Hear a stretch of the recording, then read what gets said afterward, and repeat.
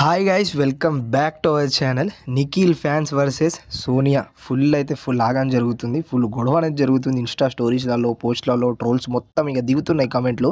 ఏంటంటే ఆల్రెడీ నేను ఒక వీడియో అప్లోడ్ చేసిన సోనియా మన నిఖిల్ గురించి, నామినేషన్స్ గురించి ఒక పాయింట్స్ అనేవి తను ఆ పాయింట్స్ మీదనే నిలబడుతుంది అని. సో ఆ వీడియో చూడకపోతే కింద లింక్ డిస్క్రిప్షన్లో ఉంటుంది, వెళ్ళి చూడండి. సో ఈ వీడియో వచ్చేసి చాలామంది ఫ్యాన్స్ ఏమంటారు అంటే సోనియాకి అసలు పని లేదు, బిగ్ బాస్ ఉత్సవం అయిపోయింది, బిగ్ బాస్ అయిపోయింది, ఇవన్నీ షూటింగ్ అయిపోయిన తర్వాత ఇప్పుడు ఏం పని లేక ఏదో ఎవరి మీదనో పడి ఏడవాలి అన్న దాని గురించి అయితే చాలామంది ఇట్లా చెప్తురు. సో అందులోకి వెళ్ళి నేను ఒకటి మీకు స్క్రీన్ మీద ఒక స్క్రీన్ షాట్ అనేది కనబడుతుంది. సో దానికి మనకు నిన్న ఒక స్టోరీ పెట్టిరు సోనియా గారు. ఇది అర్థం అవ్వాలంటే మీరు ఆ ఫస్ట్ వీడియో చూడాలి.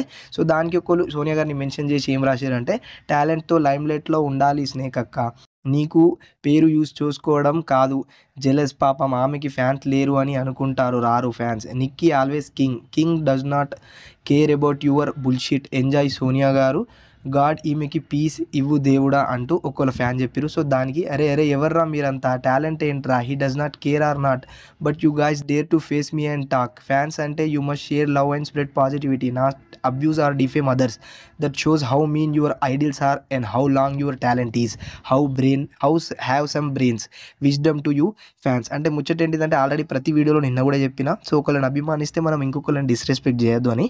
సో అదే మనకు సోనియా గారు చెప్తారు. సో దీనికంటే ముందు ఇంకా చాలా కామెంట్స్ వచ్చినాయి. ఆల్రెడీ మీరు స్క్రీన్ మీద కొన్ని స్క్రీన్ షాట్లు ప్లే అవుతూ ఉంటాయి, దాన్ని చదివి మీరు అర్థం చేసుకోండి. ఇంకా కొన్ని ఇన్స్టాగ్రామ్ పోల్స్ కావచ్చు, ఇంకా మన యూట్యూబ్ పోల్స్ కావచ్చు, దీంతో పాటు ఇంకా ఏదైతే ఫ్యాన్స్ ఒపీనియన్ ఉంటుందో అది సోనియా గారికి షేర్ చేస్తూ మళ్ళీ సోనియా గారు దానికి ఇన్స్టాలో రిమెన్షన్ బ్యాక్ ఇస్తూ దానికి ఇట్లా చెప్పడం జరిగింది. సో నిఖిల్కి ఎప్పుడు నేను అగెనిస్ట్గా లేను, యాజ్ ఏ బ్రదర్గా, యాజ్ ఏ ఫ్రెండ్గా, యాజ్ ఏ రియల్ ఫ్రెండ్గా అయితే నేను పోయి అక్కడ ఏది ఉందో ఆ పాయింట్ చెప్పినా అని అంటారు.